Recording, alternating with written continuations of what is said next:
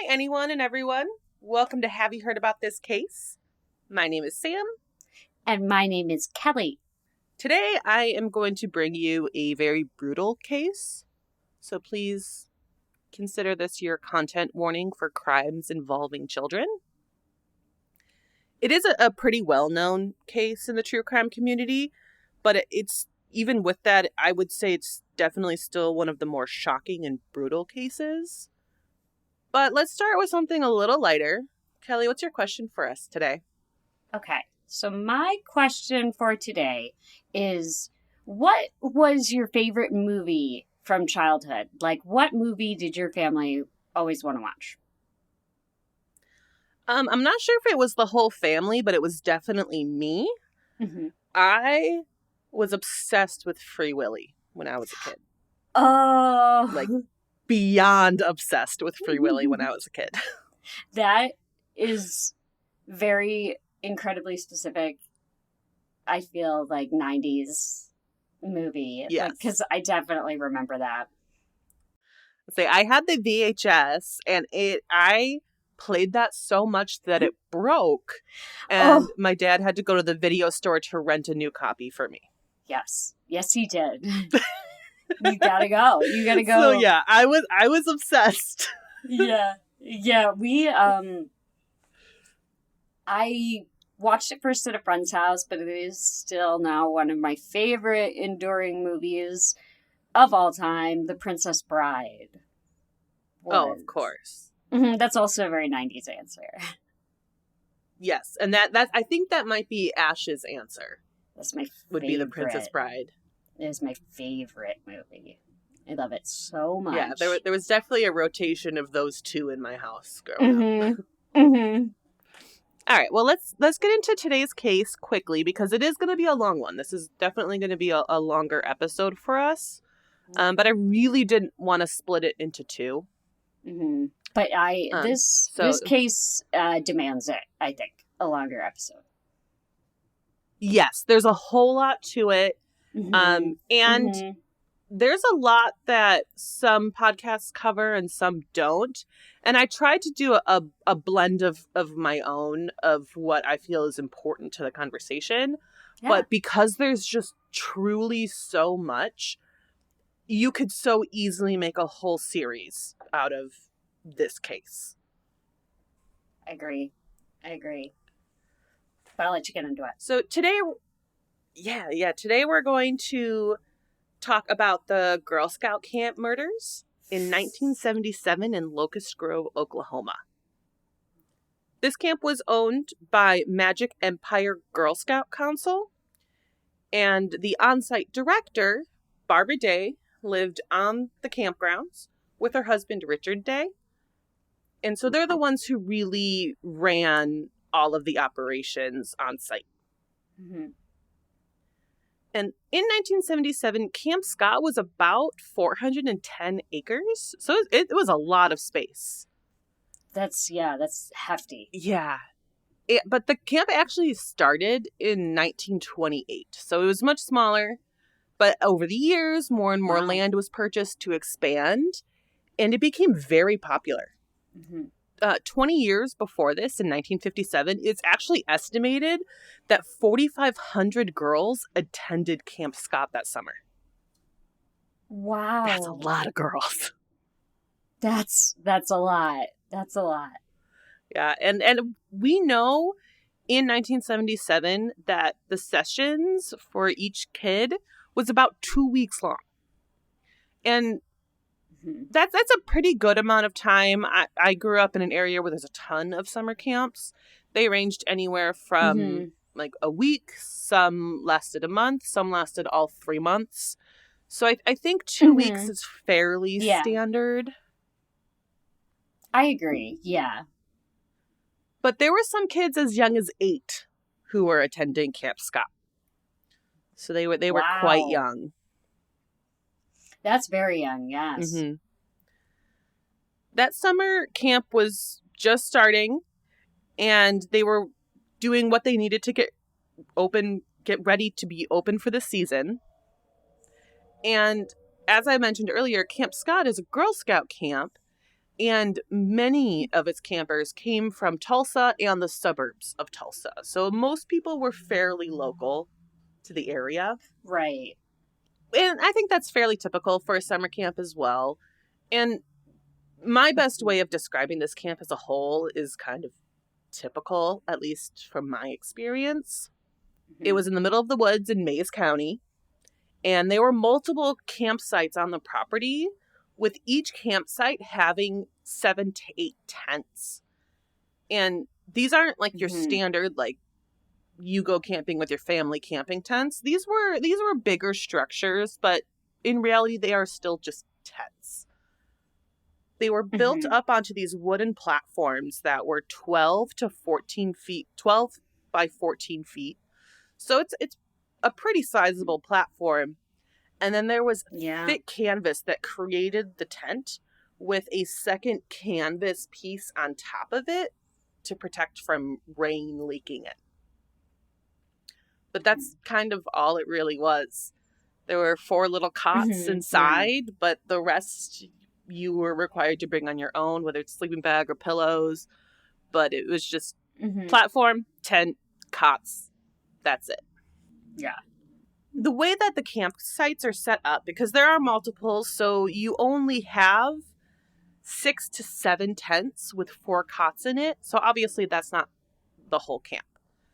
So one tent within those campsites was designated as a counselor tent. Usually there were 2 to 3 counselors in each section, in each campsite, and they often shared a tent with each other. Okay.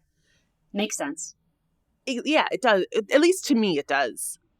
Oh, no, I was just going to say, you get to thinking that you have 4 cots in each one, and then you have 7 to 8 of them, that you probably are up there with needing a counselor or 2. Oh, absolutely. You know. Yeah.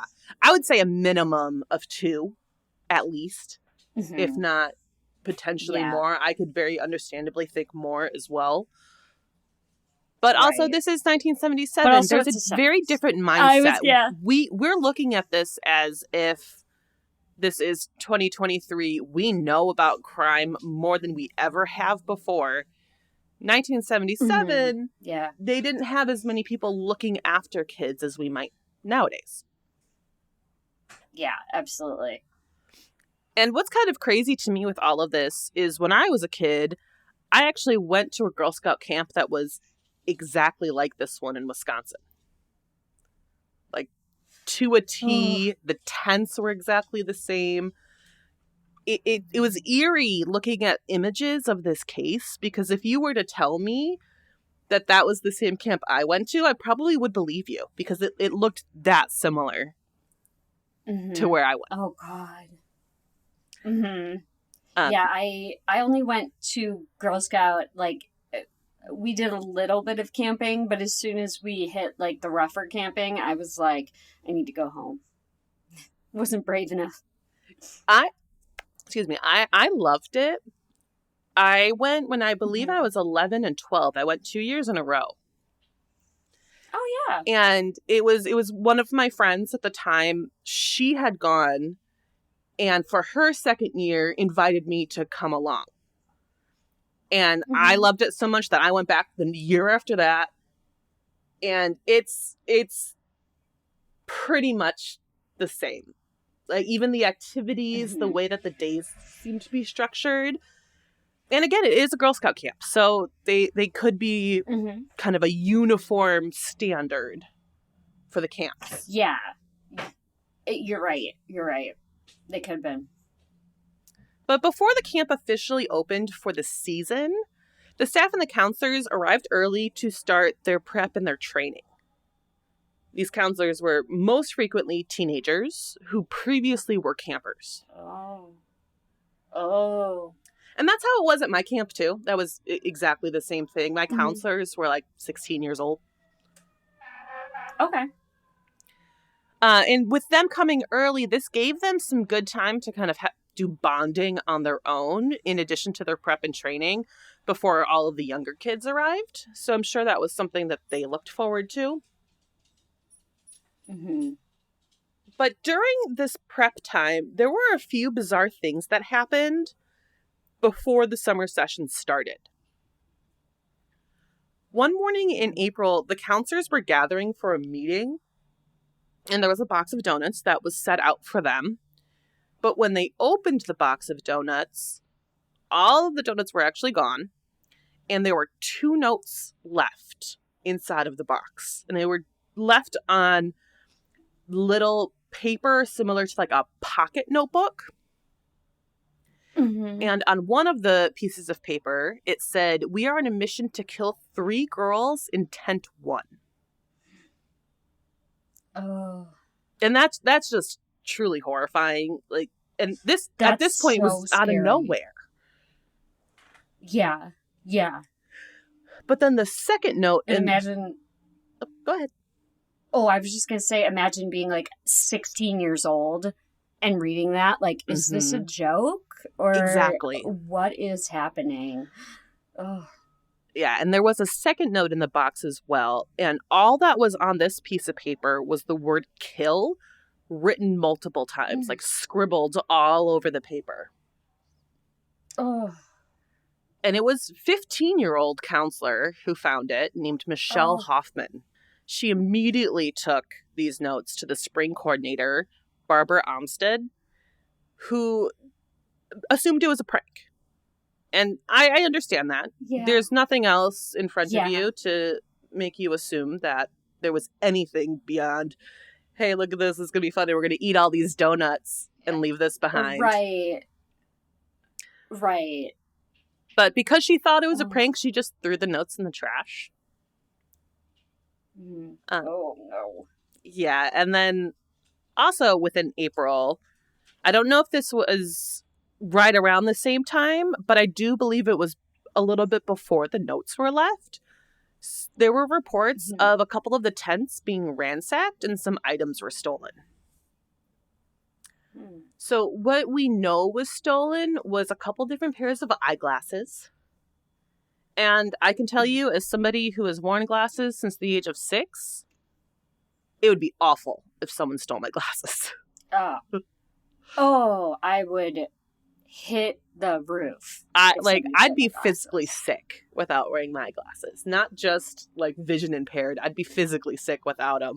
So if someone had stolen my glasses, I would be sent home. I wouldn't be able to stay at camp. At the very minimum, you would be totally aware that somebody had taken your glasses. Yeah, who's going to take prescription glasses? Yeah, that's odd. That's very odd. And when Barbara Armstead was asked about this in relation to the notes being found, she says she wasn't aware of this incident until after she had thrown out the notes. So once she learned about this, she had the reaction of like, I would not have just tossed them out if I knew that there was someone stealing stuff on the campsite. So like I kind of think about it in my true crime brain, and just the differences between 1977 and 2023, I feel like even if the notes were a prank and if I was convinced they were a prank, I probably wouldn't have tossed them out. But I think that the times and the mindset were just so different between now and then. I agree. I agree. Because, like, if you think about it, too, like, when you were in Girl Scout camp, I don't know about you, but we went on a camping trip that was associated with our school, and it was about a week long, and we weren't in tents like this, but there was a whole shtick, a whole lore about like, oh, one of the cabins is haunted. Oh, you yeah. know? And like the older kids who were the counselors, like now that I think about it, the older kids would make a whole show of like dressing up one of the cabins, not cabinets, one of the cabins, so it looked basically like this, like ransacked, like big prank, like it. So I kind of see why, especially if it was 1977, you would be like, oh, this is probably just part of, you know, some kind of wild prank they're running this year. I don't know. Yeah, and I remember this was a different time, but I was with Girl Scouts when I was about probably 7 or 8, and we went on a Well, weekend kind of camping trip, and my mom was there, so I think it was like mother-daughter type of camping trip, and we all stayed in this big lodge, and it was like this just big massive room, and we all just had our sleeping bags lined up filling this room. And I do definitely remember like ghost stories from the older kids talking about a haunting at that campground, and definitely trying to right, scare us little kids. right, right. And even ours went as far as, like, I believe, like, this was obviously a little while ago. I'm quite youthful. But I remember the prank going as far as it being like the cabin was not only haunted, but a murder had happened in one of the cabins. Yeah, and Of course, like that's what the older kids would say, and that's why this case, we talked about it just a little bit before we came on air, but I ever since I've heard this story, I've not been able to get it out of my head. yeah, and I'm the same exact way. And then I really wanted to cover this one because I Mm. can imagine myself at this camp with these girls because I was Yeah, there at a different one. you were. Like You were I at can this picture camp. just walking around because I did that. Mm-hmm. Yeah, yeah, I can remember just the place you're describing. Like, I absolutely think it was a standard Girl Scout thing. Mm-hmm. So then, just a couple weeks before the Girl Scouts arrived for that summer session, a couple of the counselors said that they were actually followed back to their tents by somebody with a flashlight. And that's truly scary. I can understand the Yeah. notes being a prank and maybe that there's a counselor or somebody else ransacking tents who is affiliated with the camp. Like, I can see all of that Mm-hmm. stuff being possible. Mm-hmm. But when you have somebody Right. following you and an actual figure that you're not familiar with, that's terrifying. That's very scary. And there's no real reports of a description of this person. But another counselor said that they saw a man standing outside of their tent kind of close to the same time. And I'd Ooh. like to reiterate, this is a Girl Scout camp. There are very, very Yes. few men who are even on the Mm-hmm. campgrounds themselves. Mm-hmm. So seeing a man there, if you probably know the couple of men that work on the campus, especially if you're a counselor. So seeing a different Absolutely. one, that's Right. kind of evident that they don't belong. Mm-hmm. It would immediately pop out to you. But one of the men who I did mention earlier, Richard Day, he was married to the camp director. He was on the grounds and he actually saw a man walking on the campgrounds holding a large plastic jug. So obviously Richard approached him and said that you can't be on here. It's private property and that he had to leave. And it seems like there was no argument. The guy was like, okay, he left. Uh-huh. But then one last thing before the summer session started, and this was hours before the summer session started. A maintenance worker who was one of the other couple of men who worked on the campground discovered that there was a 4 to 5 inch square cut out of one of the tents. There's no explanation to this. It's just a little square cut out. And we have no idea what this is about. I don't even know what tent it was. It happened. Right. You just know it to be true. And I don't know how much of this was reported after the crimes that we're going to talk about shortly here, or if this was all reported and the dots just weren't connected. And and there wasn't one person who heard all of these details to realize that something's going on here. Mm-hmm. Right. Something's not right. Yeah. So then on June 12th was the start of the summer session. Families were meeting in Tulsa to drop off their daughters to take the bus to the camp. And I'm sure this is a very emotional moment for a lot of kids and their parents, and especially the younger kids. Mm-hmm. I got dropped off at my camp, so I never really went through this bus process. Mm-hmm. But Mm-hmm. the basic setup is that they get dropped off, and the counselors are there to help them check in, and they're really there to help comfort them because it's their first time meeting the person that's going to essentially be taking care of them. And so the parents get that reassurance, and the kids get that reassurance. Mm-hmm. And Michelle Hoffman, who was a junior counselor, met 10-year-old camper Denise Milner and her mother. Denise was having a really hard time and actually no longer wanted to go to Camp Scott. She initially was very excited. She and a handful of her friends actually sold Girl Scout cookies so that they could afford to go to Camp Scott together. But unfortunately, her friends ended up pulling out. So Denise would end up going alone, and she didn't want to do it anymore. Mm-hmm. And Denise's mom really tried to convince her to keep going because her attitude was, you're going to make friends. Like, they may not be your original friends you intended on going with, but that doesn't mean that you might not make potentially lifelong friends.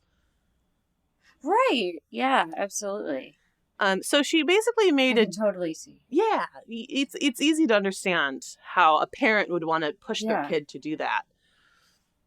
Yeah, absolutely. Because when I was scared to go camp, like, my parents tried. Like, they were like, "You're gonna make me friends," and I was like, "I know all the people I need to know." Right. Quick question. Michelle was the one who found those notes, wasn't she? Let me double check that. I thought that name was familiar. Let me roll up. Where did I put? Yes, 15-year-old counselor. Oh, yeah. 15-year-old counselor named Michelle Hoffman. Yeah, she found the notes and took them to Barbara Olmsted. So, wow, Michelle Hoffman was really having a time here. Yeah, and I was so deep into my notes that I didn't connect the two names because there's going to be another Michelle that we're going to meet in a little bit here. Oh, okay. So I didn't even connect that. So thank you for pointing that out. Yeah, but I mean, that's just a lot to put. I mean, at least like she was like thriving as a junior counselor, and like helping her feel better about going to camp and everything. Like, that's so sweet. And she's only 15. Oh, and she was a great counselor from everything that I've read and seen.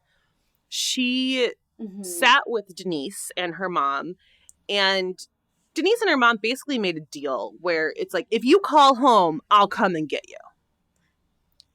And so when Michelle sat down with Denise and her mom, they basically explained this plan, and Denise promised her that Michelle promised Denise that if she came up to her and wanted to make that call home, Michelle would make that happen. So she gave them a lot of reassurance that if you don't want to be here, it's okay, but it's a big thing to try, and we encourage you to try. Sure. And Denise agreed to this.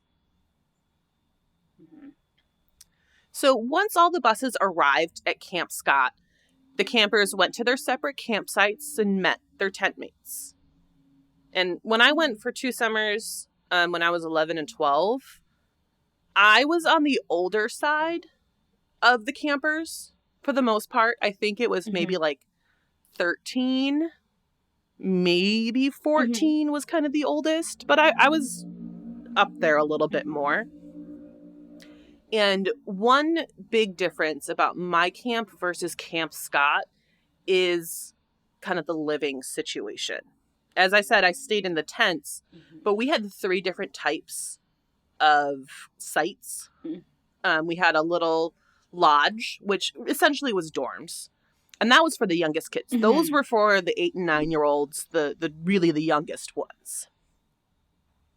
Yeah. And then there were yurts, which were like a tent, but it was a bit more solidly built. I never went in one. I've just seen photos of them because they were kind of off in a different area of camp that we didn't go to. But I think it's like a canvas and plastic siding that really created walls. Right. But it was still up on a wooden platform. And then the last ones where I was the same tents that we described earlier. So that's kind of, maybe that's a change that came to Girl Scout camps after this incident. But the youngest kids, and Denise was part of the youngest kids, did stay in those canvas tents. Oh, God. Yeah, I'm pretty sure all of the kids, like, they didn't have the options at Camp Scott. I think everyone stayed in tents. You just sort of stayed. I mean, that makes sense. You know, again, it's the 70s, like, it was the 70s. We were in camp. Exactly. We were in canvas tents. And Denise was in tent 7 of the Kiowa campsite. And so each campsite had different names, and they were all named after Native American names. Much of the area surrounding the camp was native land, so that was a way that they chose to honor the natives. That's cool. That's cool. And also continuing on the tradition of camping and doing work with the land and nature, you know. My camp, I don't remember the name of my campsite, but my camp was named after natives as well. I went to Camp Nawakwa. Oh, I wouldn't even know how to spell that. But also, it's exactly as you would think. Too. Sound it out. It's exactly that. It's very similar. Yeah, I think that's fairly common too. Yeah, in Girl Scout. Yeah, our camp was near Chippewa Falls, Wisconsin. So it was like northwest Wisconsin, a lot of native tribes in that area. And then over the border into Minnesota, there's a handful as well. And the way that the Kiowa campsite was very specifically set up is there were 8 tents. So the first one was the counselor tent. And the rest of them kind of created a semicircle and lined up around a center building, which was the bathroom and the showers. Okay. So as you enter the site, there's the counselors, and then the other 7 behind just are kind of create this semicircle. And she had 3 tent mates. And there was another one that was supposed to be in their tent. There's a couple different reports. There was one report in the Oklahoman that said that she didn't want to stay in that tent because as tent 7, the last one in the line, it was surrounded by woods, essentially, except for that one tent next to him. And she said that she got too scared and asked to switch. But I also saw a ton of reports that say it was a clerical error that accidentally put her in a different tent. So I don't really know, but either way, she was not there when she was originally supposed to be. Right. But the other girls that were in the tent, the first one was Lori Farmer, who was 8 years old. And she'd actually be turning 9 while she was at Camp Scott because her birthday was June 19th. She was from Tulsa, and her family says that she was incredibly smart. Her dad talked about a memory of when she was 16 months old, she spontaneously would recite the Pledge of Allegiance. Wow. So she had a lot of like cognitive abilities at a very young age. Yeah, that's not even a year and a half old. Yeah, and they said by the time that she was 2, she was putting together 100-piece puzzles on her own.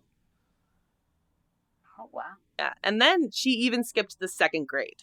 So she clearly is an incredibly smart young girl. Mm-hmm. And her family actually had planned on visiting Camp Scott for her birthday on the 19th as a surprise for her. And I just think that is like the cutest thing. That's so cute. Yeah. Yeah. So then the other girl who was also sharing a tent with Denise and Lori was Michelle Gousset. And she was from a suburb of Tulsa, Broken Arrow, and she was 9 years old. Her family says that she really loved sports, and very specifically soccer, and that she loved being part of the Girl Scouts. And she had actually attended Camp Scott the previous year and was excited to go back for her 2nd year. Mm-hmm. And she'd actually also be spending her birthday at Camp Scott because her birthday was June 22nd, just 3 days after Lori's. Mm-hmm. And when she left for camp, she was incredibly adamant to her family that they need to take care of her African violets. And if you know about African violets, they're a fickle plant. So having a 9 to 10-year-old, like, taking care of it, like, that shows a lot of responsibility. Yeah, And absolutely. she loved her plants. Mm. And so it was like a big thing as she was leaving, like, you take care of them. They better be fun when I come home. Oh. So after getting assigned to their campsites and kind of just getting settled and meeting their tent mates, they had dinner in the dining hall around 5:30 p.m. And during dinner, or right as they were leaving dinner, it started to storm and pour down rain. And when I was in camp, literally this exact same thing happened to me. Ooh.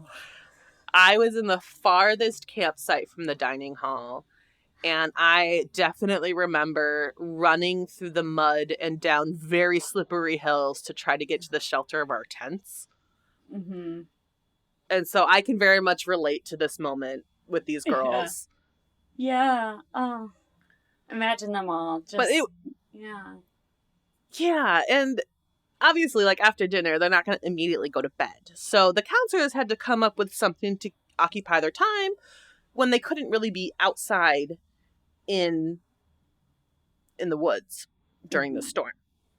Mm-hmm. So they encouraged all of the campers to write letters home about their first day of camp. And we actually have all 3 of their letters. So Lori's letter, and to kind of preface this one, she is one of 5 kids. Oh. So her letter says, "Dear Mom and Dad and Misty and Joe and Chad and Kathy, we are getting ready for bed. It's 7:45. We're at the beginning of a storm and having a lot of fun. I've met 2 new friends, Michelle Gousset and Denise Milner. I'm sharing a tent with them, and it started raining on the way back from dinner. We're sleeping on cots. I couldn't wait to write. We are all writing letters now because there's nothing else to do. With love, Lori." It's like like the perfect little kid letter. Yeah. So then Michelle's letter, she wrote to her aunt. So it's, "Dear Aunt Karen, how are you? I'm fine, and I'm writing from camp. We can't go outside because it's storming. Me and my tent mates are in the last tent in our unit. My tent mates are Denise Milner and Lori Farmer. My room is shades of purple. Love, Michelle." Oh. And she's the one who loved African violets. So yeah. Oh, so she loves purple. Happy. Yeah. And then we have Denise's letter. She says, "Dear Mom, I don't like camp. It's awful. The first day it rained. I have 3 new friends named Glinda, Lori, and Michelle. Michelle and Lori are my roommates. Mom, I don't want to stay at camp for 2 weeks. I want to come home and see Kathy and everybody.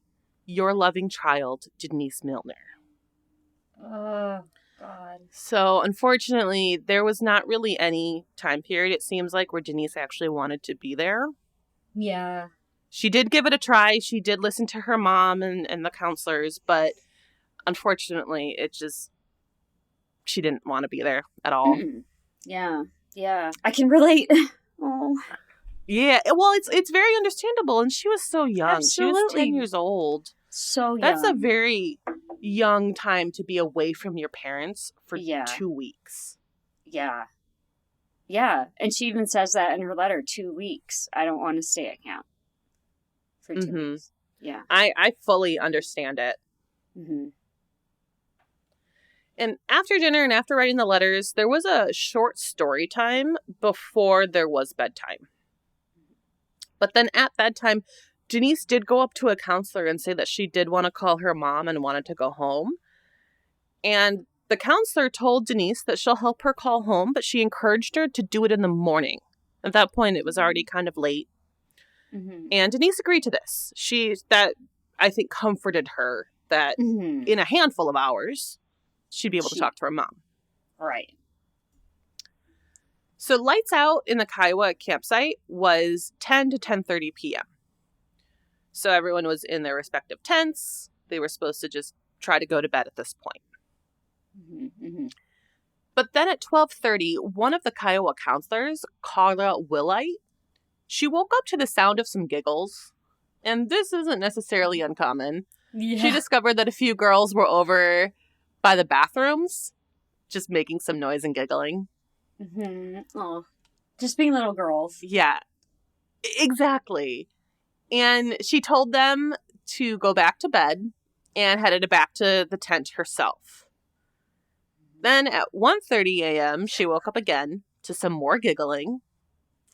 And this time it was coming from tent 4. So she got out of bed, walked to tent 4, told them they need to go back to bed.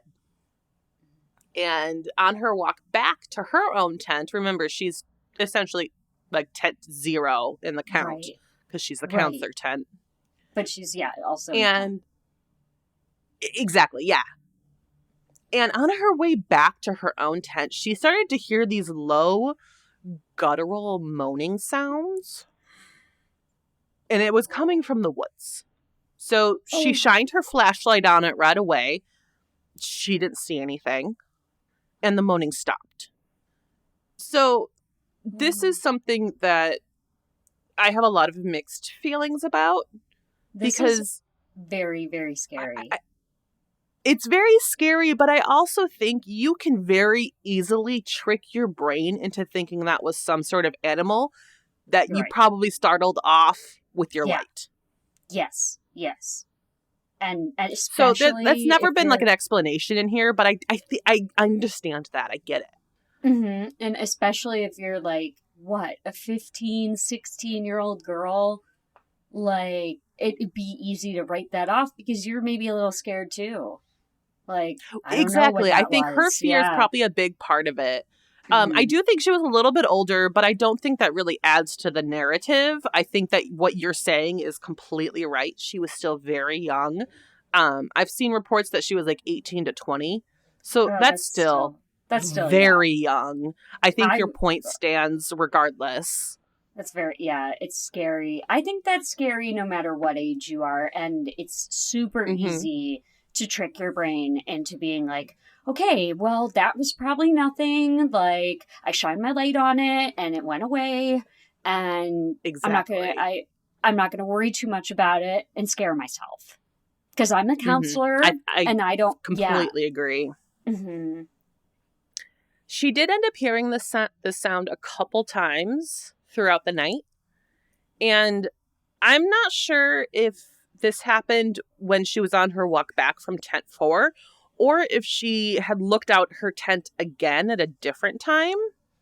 Mm-hmm. But she said that she saw a very dim light coming from the woods. And again, she shined her own flashlight on it, but saw nothing. Mm. And I kind of get this as well. And maybe I'm coming up with excuses for her, but your mind can play tricks on you in the dark. Yes, absolutely. Oh, anyway, yes. In the dark, especially, your mind can easily play tricks on you. Yeah, and I've said this many times in our other episodes. I grew up in the middle of the woods. I grew up in a place where it is dark at night. Mm-hmm. And I totally see this as a very viable excuse. Mm-hmm. I agree. But a couple of other campers and counselors from different units and different campsites also reported seeing a dim light near the Kiowa campsite. So this really kind of proves that this wasn't in Carla's head, but in the moment, she doesn't know this. Yeah. And another nearby campsite said that they also had heard screams around 2 a.m. and that they heard a girl crying for her mom. And while I don't really think that this next part is the most viable excuse, I also kind of get it. But these campers, they brought it up to their counselors, and the counselors really kind of said nothing was wrong. So I think there's either two things. They just didn't want to get involved. It's not their campsite. It's not their kids that they're taking care of. Mm-hmm. Or they assumed that the camper was really homesick and was probably crying in her tent. Right. And so I can understand that, but I do think that, in my personal opinion, get up and check. Right. But I understand that argument at least a little bit. Right. Like, they probably wrote it off, like, maybe they had heard, like, there was a camper who was definitely homesick, and maybe yeah. A nightmare, something like that. Yeah. And so they don't know about these other things going on as well. Like, that's another part of it, is I had to constantly remind myself, no one knows about all of these other pieces that we've already mentioned. Mm-hmm. Mm-hmm. None of them know. And then another thing that was reported by a camper that happened that same night, who was in tent 6 of the Kiowa campsite, so the tent right next to these 3 girls. She said that she woke up to a man looking from the front flaps of the tent at her. Oh. For a moment, they stared at each other, but then the man just closed the flap and walked towards tent 7. Oh. And that I can't even imagine. Oh my God, that must be so scary. And imagine that, like, maybe this man, like, if she hadn't been awake and exactly seen him, like, and I understand her being terrified to not want to get out of bed and not wanting to exit her tent. Yeah, absolutely. Especially, again, if you're at a Girl Scout camp and there is an unknown man staring in your tent in the middle of the night. Yeah. Oh, it's so scary. So then, on the morning of June 13th, the first morning of camp, Carla, one of the counselors, had woken up at 6 a.m. with her alarm. She decided she wanted to get up early and take a shower. Mm-hmm. And I'm sure she was groggy from being woken up multiple times from the giggling and the moaning in the woods. Mm-hmm. So she started to head towards the showers, half asleep. And she noticed that partially off the trail, she saw a sleeping bag. Her thoughts were that she would pick it up to try to dry it out because it was left on the ground during the storm the night before. Mm-hmm. But once she got a bit closer, she could see that a young girl was partially inside of a sleeping bag. And it was pretty apparent to her immediately that this girl was dead. Oof. There's a documentary called Keeper of the Ashes that Carla was interviewed for. And I do recommend this documentary. It had a lot of people who were very involved in this case interviewed. Mm-hmm. That's awesome. I haven't watched that. It's on Hulu. I do recommend it. Ooh, okay. I'm in. And one thing, I know you and I were going to talk about this a little bit later, but the person who helped create this documentary was Kristen Chenoweth. And she was actually supposed to attend Camp Scott that summer, but she got sick and had to cancel just before leaving. Wow. Yeah, she brought. I Um, remember us both connecting and talking about that because she had just recently created this documentary series, I think. mhm. Yes, it was very recently, in the last couple of years here. Hmm. And she actually went to go walk the grounds. The camp is no longer operating. We'll get more into those details a bit later. But she Hmm. walked the grounds of the camp and um, talked a lot Wow. about what her excitement was for going to camp. And I believe she said in there she actually knew uh, Michelle Gousset because they both were from Broken Arrow and they went to Wow. school together. They just weren't super close friends, but they Right. knew each other from school. Oh. But in this documentary, Carla is interviewed, and it's kind of hard to watch her interview because it seems so clear how much this changed her life. And you can truly tell that she unfortunately blames herself for not doing more, Oh. especially when she started hearing those noises and seeing that dim light. Hmm. But she recounts her initial thoughts kind of in that moment when she first discovered the body. And I don't know if she immediately recognized who it was, but she tried to rationalize what she was seeing. And she thought that maybe a camper had gotten up in the middle of the night, potentially scared of the storm or being homesick, and ran out of their tent into the dark and hit their head on a tree that ended up killing them. Hmm. Hmm. So, like, that seems like a little like, why would a kid run out of their tent in the middle of the night? But Hmm. imagine what's going through her head. Hmm. That's something that I'm sure she's never had experience with in her life. In addition, she's never had training in how to process what Hmm. she was seeing. Hmm. So she tried to just piece anything together to make something that was at least semi-logical. Hmm. And that's just how our brains work. That's what they want to do. Right. Right. And I feel like there's like two camps of people when trying to process an extreme tragedy that's like this. Someone who tries to find a quote unquote natural explanation or an explanation that has a cause and effect that's Hmm. caused by an accident. Hmm. And then there's the other side who wants to hold somebody accountable for a tragedy and wants a physical person to have to suffer the consequences for what they did. Right. And like you said And before, just to connect the dots. exactly. And it's you want a tragedy like this happening, you don't want it to be accidental because you don't want that to be like a reoccurring thing. But if it's somebody and you can catch them, you can arrest them and Hmm. put them in prison, and then that can never happen again. And I think both paths of thinking are very natural.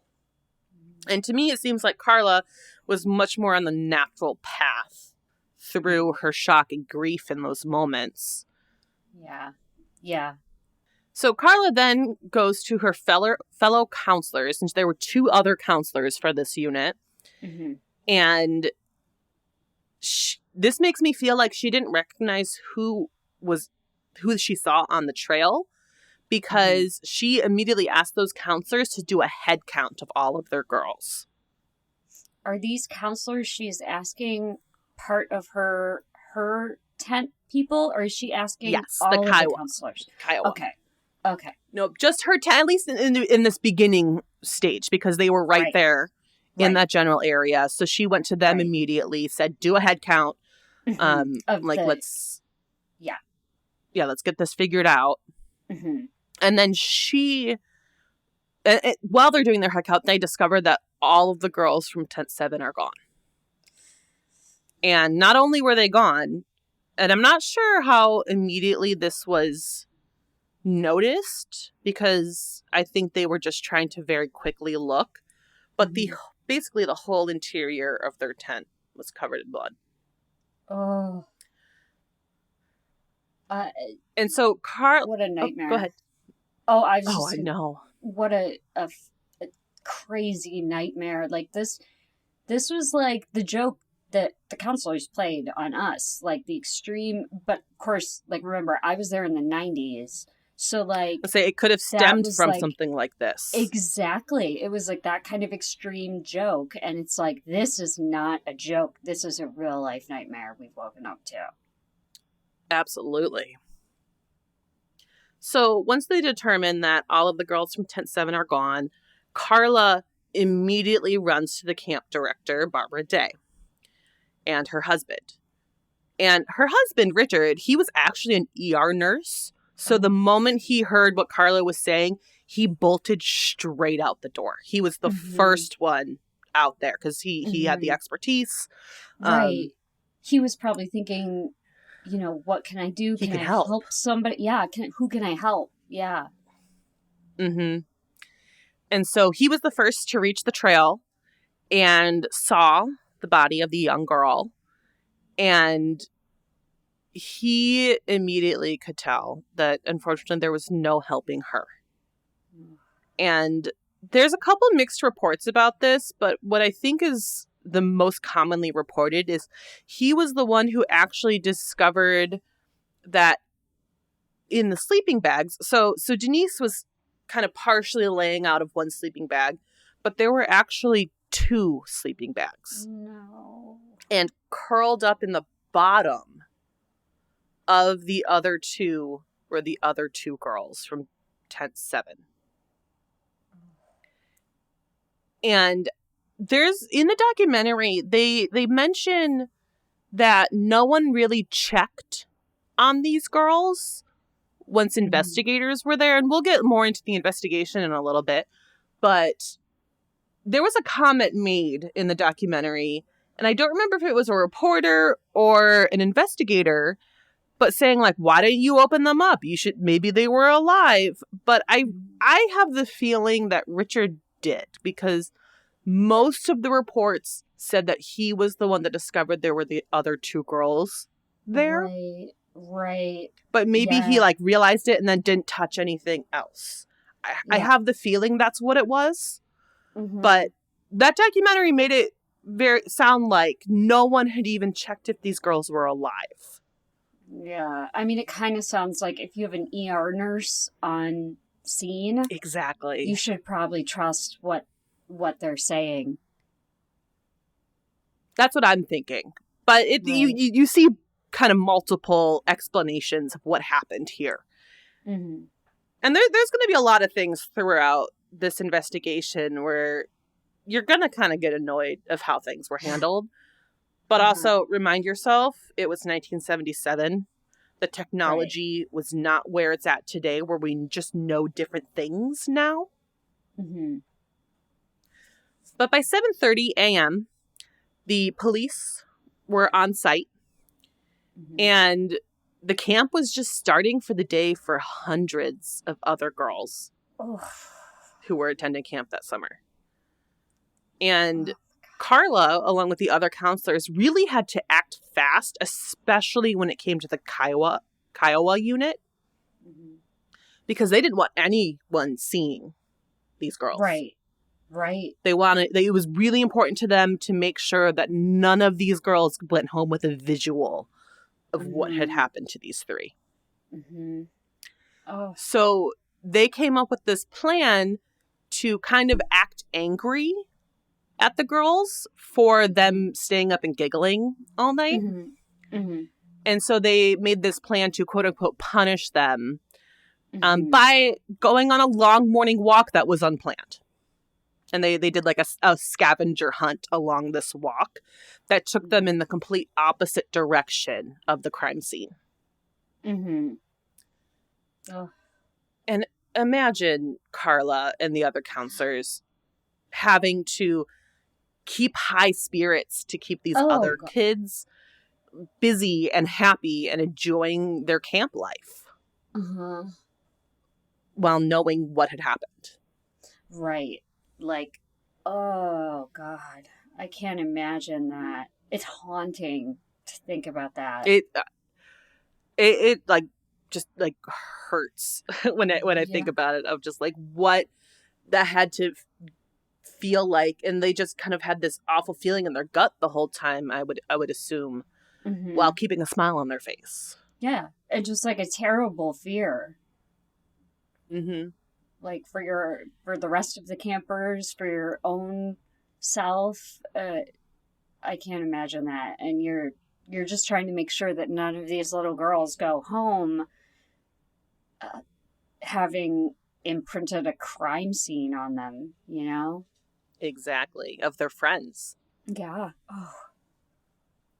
So while Carla and the other counselors were out with all of the other girls from the camp, Barbara and Richard Day were trying to organize buses to get all of the other campers back home and to their families immediately. Mm-hmm. So by 10 a.m., charter buses were arriving to take the remaining girls back to Tulsa, where their parents could then pick them up. Mm-hmm. They didn't let any of the campers know what was happening, and so they were all very confused on not even 24 hours into their camp, they're being sent home. Mm-hmm. And on the other side of this, the news had already been called. One of the 911 operators actually called a friend of theirs who was a reporter, and he was one of the first people on the scene. Oh my God. I can't believe that. And supposedly, from what I'm understanding, the 911 dispatcher was wanting to get the news out for danger purposes and this person being out there, but they didn't know that this was a murder at this point. And so I don't really know. I don't want to put words in anyone's mouth. But, and again, this was just a different time. Mm-hmm. Like right now, we really try to keep a lot out of the press early on, but that wasn't necessarily the case back then. Mm-hmm. But because of that, this hit the news so fast. Mm-hmm. And while kids are on their way back to Tulsa, parents are obviously being notified to come pick your kid up, but they didn't know anything else. They just know that something happened at Camp Scott and 3 girls died. So eventually, the parents of the victims were notified. I wouldn't necessarily say in a timely manner. But that day, they were notified, but they were not given any explanation. Nothing. Wow. They said an accident happened. That's it. Wow. And yeah, it blows my mind. And there's a couple things with this. So they were told an accident, but no details whatsoever. And then the news was also initially saying an accident, but because there was no additional information given out, the parents who were told to meet to pick up your kids, they didn't know if their kids were getting off the bus. Oh, God. Because the kids hadn't been identified. So there were parents showing up there hoping to see their kids again. Even though the parents of the 3 victims were notified, no one else knew anything. Wow. So yeah, you're just going there and hoping against all hope that your child is going to come off that bus. Oh God, that's always what I think can't about. Imagine that. Yeah, because we're so conditioned these days to mass shootings and them happening to younger people, which is horrific. Like, we shouldn't be conditioned to that. But one of the first things I always think of is those parents. Like, I've never wanted to be a parent myself, but I can't imagine having to stand there just in a parking lot, just hoping that your baby gets off the bus and you don't know if they will. Right. Like, and I remember when I was in high school, we had a very massive lockdown at my school. We were locked down from 11 a.m. to I think like 4:30. Wow. We had SWAT teams come in and everyone had to be searched and every room had to be searched. And it turns out it was nothing. But at that time, my mom worked at my school. I was a junior in high school. And my dad worked essentially across the street. Mm-hmm. And my dad, like, he obviously could tell something was happening. There's SWAT teams showing up to the Right. school. Right. But he had no way of knowing that me and my mom were fine. Right. Oh, God. And, like, I can't even imagine what could have been going through his head in that moment. And Mm-hmm. we haven't really talked about it in, like, super depth because it turns out everything was totally fine. Yeah. It was false reports that caused this lockdown. Mm-hmm. But I can't even imagine what was going through his head with one of his daughters and his wife being in the school. Absolutely. And, like, I compare this to that moment a lot. Mm-hmm. Oh, God. So horrifying. But one of the reasons the parents didn't get a timely notification of their children's death was that the camp operators, so this Magic Empire Girl Scout Council, called their lawyers and insurance company first. So this leads me to a few questions. I can potentially understand calling lawyers because in my hope, you're getting advice on how to handle this, even when it comes to talking to the parents. So I can potentially understand a call to a lawyer. Maybe. Yeah. Insurance company, don't know about that one. No. But my big question is why the cops weren't involved in this conversation. Yeah. Why was it up to the camp? Yeah.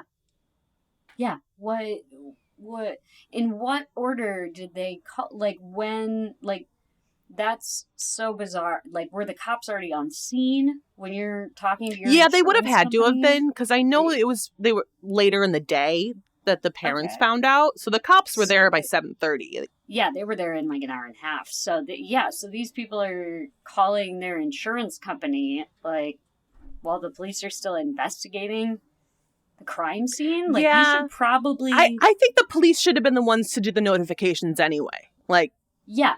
This is children. You should be there in person talking to the parents. It should not be a phone call from the camp. Oh, God, yeah. You should be knocking on doors and telling people in person. And even if you're able, get there before the news is reporting it. You know, well, but that, it gets again, worse. that's a 2023 mindset. You know, exactly. They didn't have, you know, an iPhone in their pocket to be able to, I don't know, get there. But unfortunately, it gets a lot worse. Because it was on the evening news that night that they found out it wasn't an accident and that their children were murdered. No one told them. Oh, my God. Like, that's something that just makes me very angry. Yeah.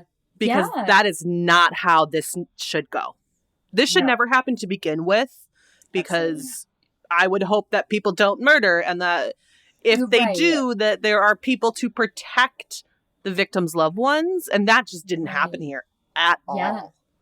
No, it doesn't sound like it. I mean, to find out that your child was murdered from the news, like, how was there not another follow-up call, you know? Like, after... Well, it gets a little better here, too. Okay. Wait for your anger in just a moment. Yeah. So, Denise's mom couldn't initially be contacted because she was at work. Oh, God. And she ended up, the camp ended up having to call the emergency contact on their phone, on their sign-up form. Which I believe was an aunt or a good family friend. And that's who they told that there was an accident that led to the death of Denise. So then that family friend or aunt, I unfortunately don't remember which one, had to call her parents and notify them. Oh, my God. That's horrific, especially since it was Denise. Poor Denise, she didn't even want to be there. And then her poor Yeah, and I mother. can't imagine making that phone call. No, Like, her that's poor just... mother. Like, her poor There was mother. one time where I had to make like a kind of a death notification call. It was a coworker of mine, and I had to call corporate and let them Mm-hmm. know. And that Mm-hmm. was such a different situation. Mm-hmm. And that was one of the hardest calls I've ever had to make. Yeah. It's awful. It's awful. Like, and it's even worse because her mom was probably waiting for a call like, oh, Denise doesn't want to be here anymore. She wants to come home. Like, Well, she was and she probably. begged to call before going to bed. Exactly. Like, Exactly. finding that out after the fact as well. Yeah. It's awful. Yeah, like this case is such a hard one, and I'm going to give you another trigger warning coming up here when I come Mm-hmm. to the conversation of what had happened to these girls. Mm-hmm. And we're going to get a little bit into it now. So if you need a trigger warning for this as well, but I'll give you another one when it's something a little more severe. But during the initial investigation, they were able to determine that Denise was strangled because there was still a cord around her neck and that her hands were tied behind her. Wow. There was also a homemade gag that was in her mouth. And this wasn't homemade in the aspect of using something else to improvise as a gag. This was sewn. It was Oh, sewn to be a gag, which is wow. something that's very weird to me. Yeah. That is very weird. That is like, talk about malice and aforethought, you know? Yeah. It's a very bizarre thing. But then she also had blunt force trauma on the back of her head. Mm-hmm. And then Lori and Michelle's cause of death were also ruled as blunt force trauma. Mm-hmm. And based on the site where they were found and the interior of the tent, investigators believe that both Lori and Michelle were murdered inside the tent due to the amount of blood and blood spatter on the Mm-hmm. walls of the tent. Mm-hmm. But they believe that Denise was killed where she was found on that trail. Mm-hmm. Oh, God. And the timeline's it's a little difficult to determine. And I actually made a call earlier today to my friend who's the medical examiner, um, Mm-hmm. where I grew up. And I just wanted to kind of get her thoughts on this. And she actually told me she can't really help. She doesn't, there's too many unknown details for Yeah. her to help me narrow it down. But one thing that we do know is that Denise's body temperature was around 70 degrees when they found her and they were able to Mm-hmm. take her temperature, Mm-hmm. while the other girls' bodies were already in rigor. Mm-hmm. Okay. Yeah. And so they can determine that, like, because Denise She wasn't in was. rigor Yeah. yet, it was Yeah. more recent than the other two. But Mm-hmm. rigor has a pretty big window of when it can start. So Mm-hmm. it could be a difference of 20 minutes. It could be a difference of Mm-hmm. hours. And Right. there's so many factors that go into that my friend who's the medical examiner is like, yeah, I can't help you. I can't answer Right. this question. Right. It sounds like nobody can, except to the extent of that they know Denise was killed last. Which, again, that's awful. That's awful. Yeah. And we have a handful of hours here. When you think about it, lights out at 10:30.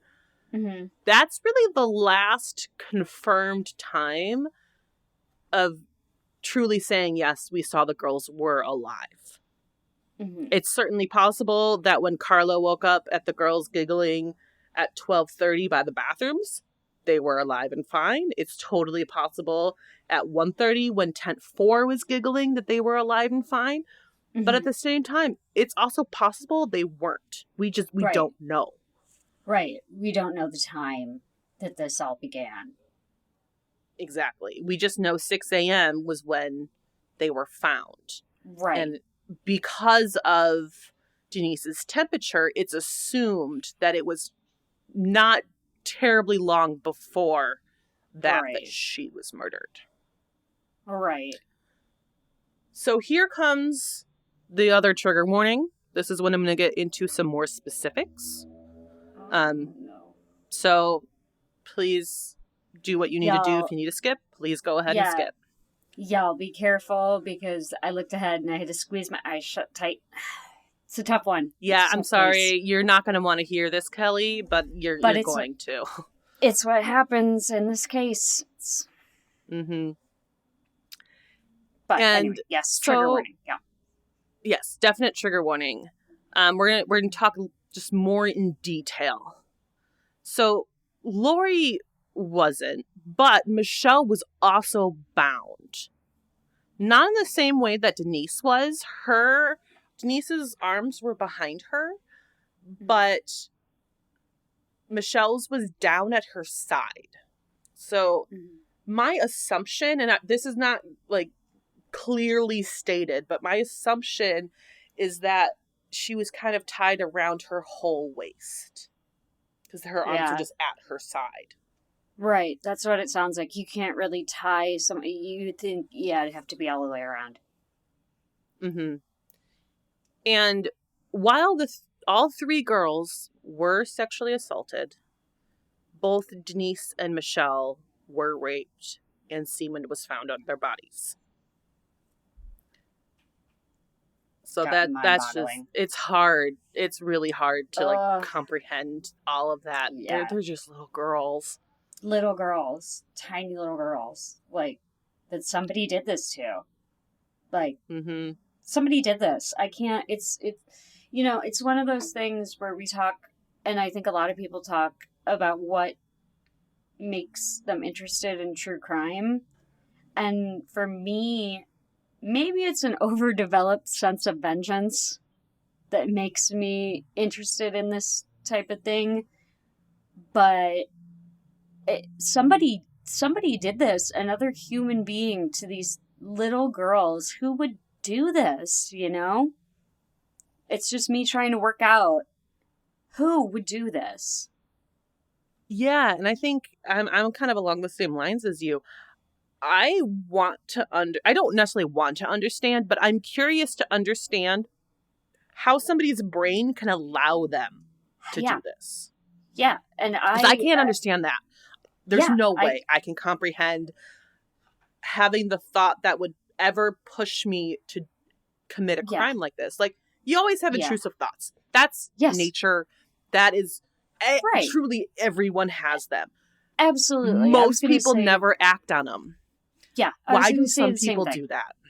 Yeah, I was going to say the same thing. Everybody has intrusive thoughts, but what kind of pattern would make somebody have this similar intrusive thoughts so many times that they would finally be pushed to behave in this manner?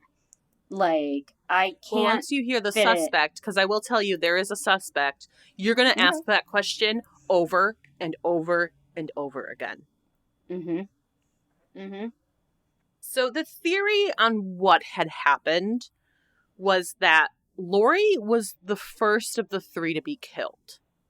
She was likely sleeping and had been hit on the head. Mm-hmm. And the reason that this is the theory is because she had fewer wounds in comparison to Denise and Michelle. Mm-hmm. So Mm-hmm. then at that point, Denise and Michelle would have woken up, Mm-hmm. and they believe that Michelle was murdered next. And this is Mm-hmm. because of the amount of blood that was Right. in the tent in comparison to then the wounds that Denise had. She did have blunt force trauma, but they did determine that she was strangled, and that was her cause of death. Mm-hmm. Mm-hmm. And yeah, so basically they're just evaluating like who had what defensive wounds here. I'm not sure if there were not, like, defensive wounds wasn't very specifically pointed out. I do think that there was probably some on both Michelle and Denise, but I think they're reviewing the blunt force trauma was less on Lori, so that's why they think she was asleep. And so there could have been fighting which caused more blunt force trauma on Michelle. Yeah. But it's a theory. None of this is confirmed. Right. And then they think that the killer then took Michelle and Lori and put them in their sleeping bags, carried them while walking Denise, who was gagged, potentially blindfolded, directly past the counselor tent. Like, it had to have been past the counselor tent to where they were found. Wow. And, you know, it just makes you wonder, again, about the timeline. Like, when, you know, when was she shining the flashlight in front of the campsite? When did she hear the moaning in relation to this? You know, it just makes you wonder. And there's going to be a couple things with that, the sounds and the moaning that we'll talk about again in a little bit here. And but what... it just makes you... Oh, no, I was going to say, it just makes you think, like, this person had to have been watching. They had to have been watching for them not to have been... They absolutely were. Like, that is so scary. Because you just... I mean... I don't want to seem cavalier, but they're lucky that only 3 of these girls were murdered. Because... Well, especially like thinking about him looking at inside of the other tent in tent 6. We don't know what time that happened. We just know what happened. Right. And I mean, he had to have made a decision in that moment. Not this one. Let's go check this next one. Right. Who knows if he checked every single tent and no one else woke up? Exactly. And who knows if he had the thought in his brain like, oh, well, she's out there with a flashlight and she's checking. Maybe I should take her too. Right? Or did he know that these were the youngest girls on the camp? Yeah. Did he look at other campsites? Like, we don't know any of these questions. Yeah. Yeah. But there was something that the investigator said that I found kind of interesting because it makes a whole lot of sense, but it's gut-wrenching. So I'll let you know that this is a very heartbreaking comment. But he kind of made the comparison when he was talking about the theory of having to carry the 2 girls and walk Denise past the counselor tent. He kind of referred to how he would have had to have carried the 2 girls as putting them in their sleeping bags and carrying it over his shoulder like Santa. I think that's exactly what happened. Yeah, I agree. I was going to say it's heartbreaking. Oh yeah, and that's the only way that this person could have done it. Unless he made multiple trips, which is possible, but I doubt it with Denise still being alive. Yeah. I agree. But there were a couple things that were found at the crime scene.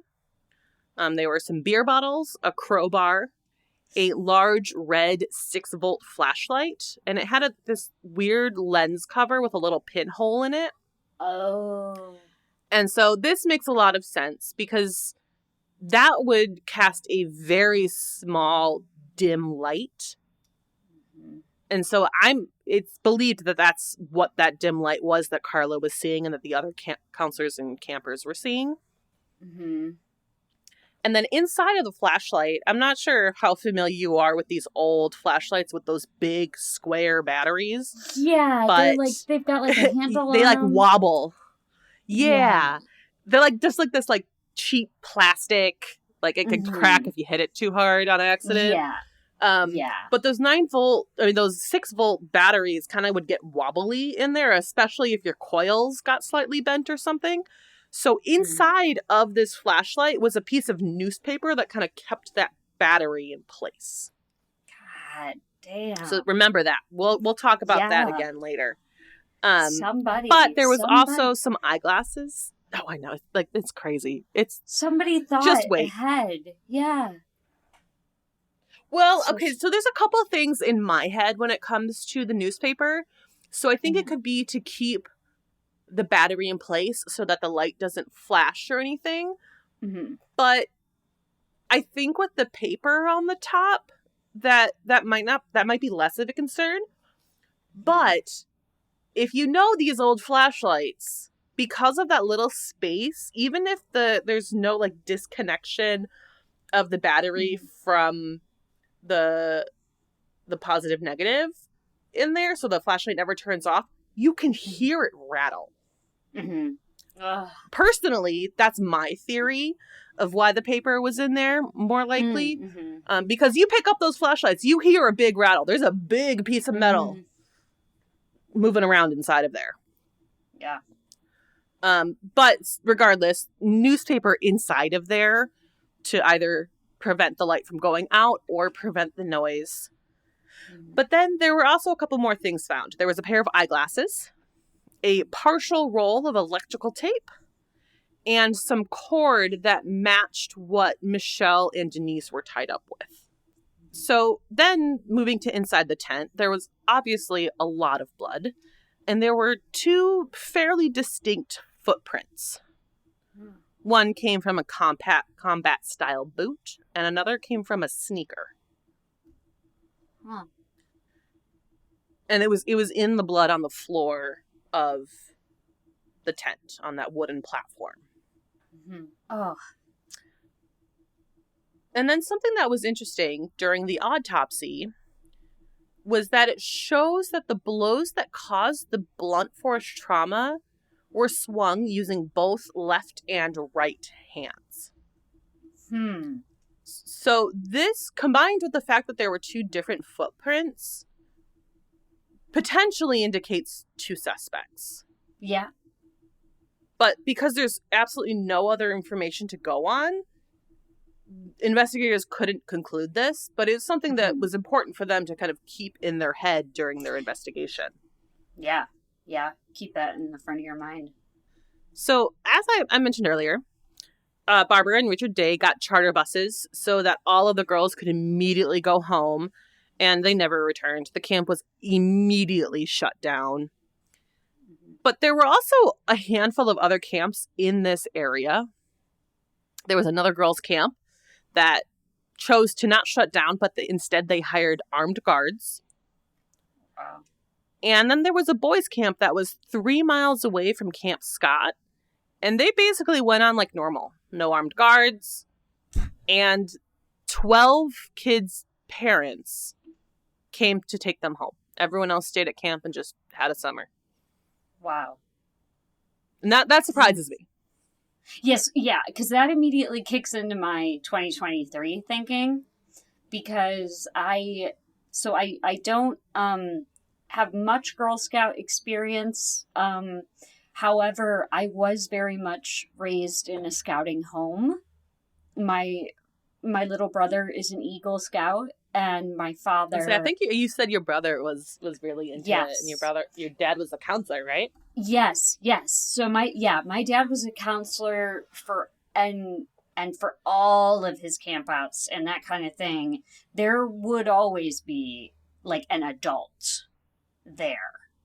So there was never which, it makes me think just now in saying it, that maybe that was sort of a more, like, maybe this is what caused that kind of thing to start to happen. Because it really doesn't make sense that, like, Girl Scout camps were having counselors be 15 to 18-year-olds, and Boy Scouts are doing full adults. But, again, my little brother and my dad... they're just very different. Like, did your brother go to a Boy Scout camp like yes, this? Ma'am, absolutely. Oh, did he? Yeah. So I was going to say, like, my camp, like... I feel like the way my camp was run and the way that Camp Scott was run are very similar, even though they were 25 to 30 years apart time-wise from each other. So that is really interesting. The Boy Scouts is a bit different. And that makes me wonder. I'm like, like how far back I just kind of assumed they would have been the same. I don't have a brother or anything, so I never really had any experience with Boy Scouts. But... yeah, because... also, though, I'm speaking from perspective of, like, my little brother and my dad were involved in scouting in, like, early 2000s.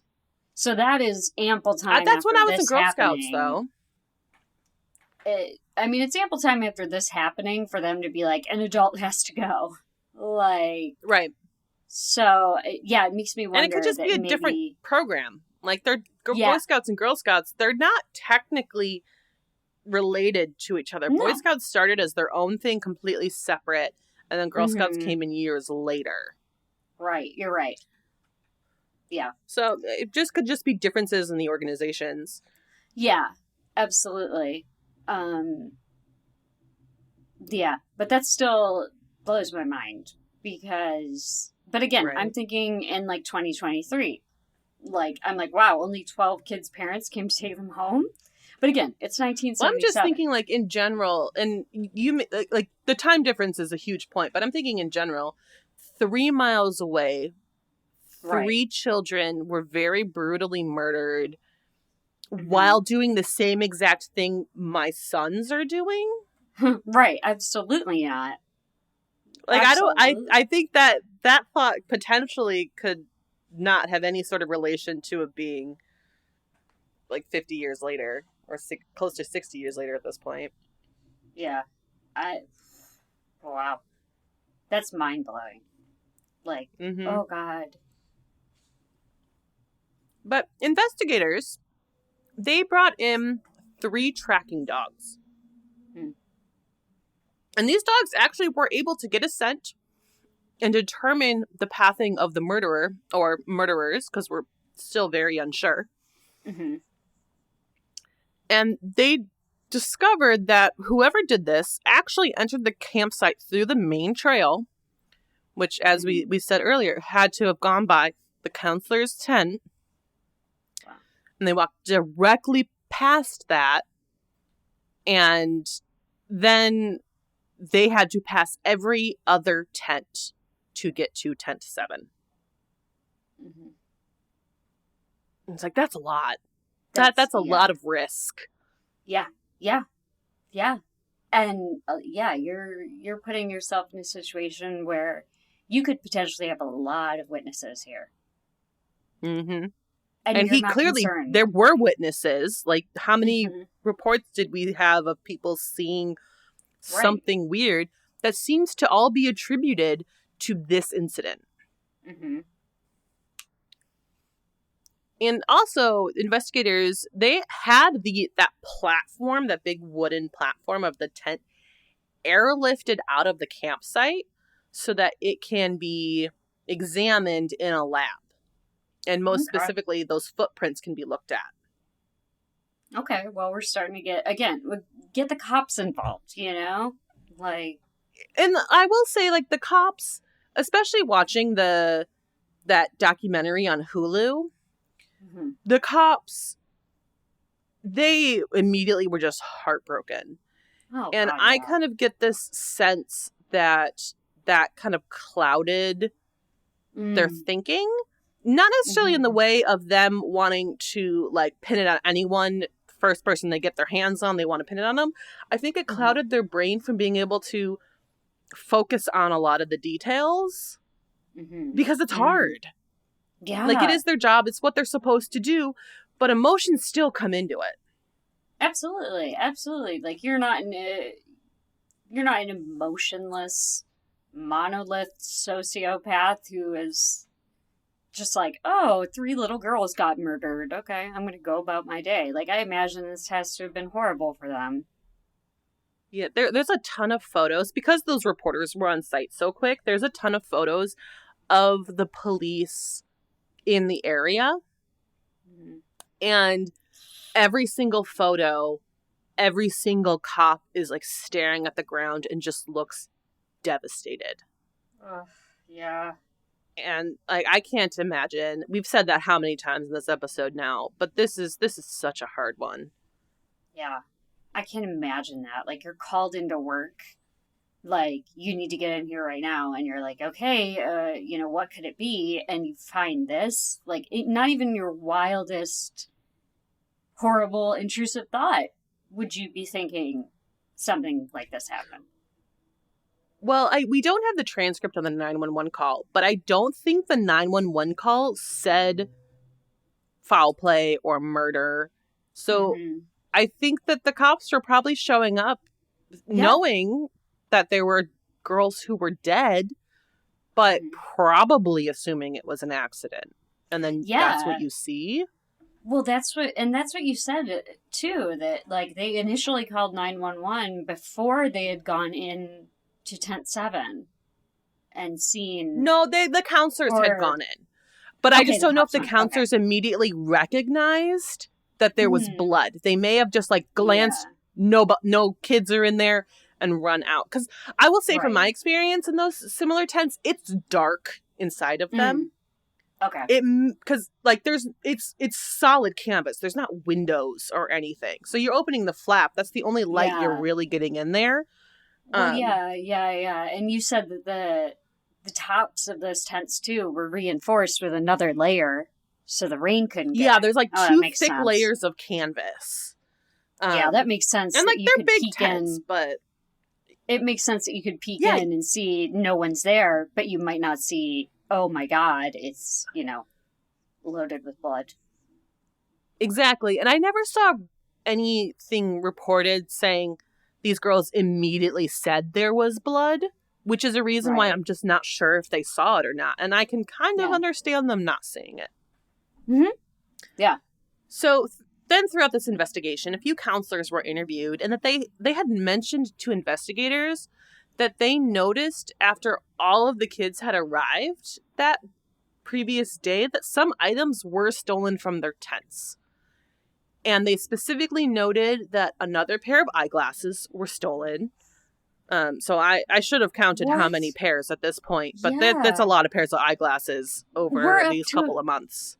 we're up to at least 2 or 3 pairs now. Like it's enough that when you just said that another pair of eyeglasses was taken, I was like, what It's sort of weird. strange what a strange fixation. Yeah.